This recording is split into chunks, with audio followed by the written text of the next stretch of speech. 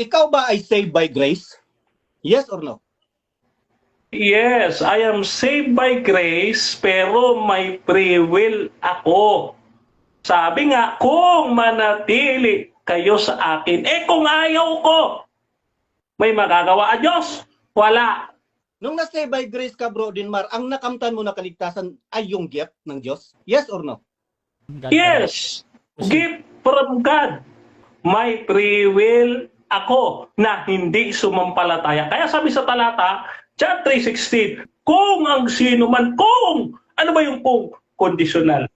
So ibig sabihin, bro, agree ka ba na ang nakamtan mo na gift ay eternal life? Yes or no?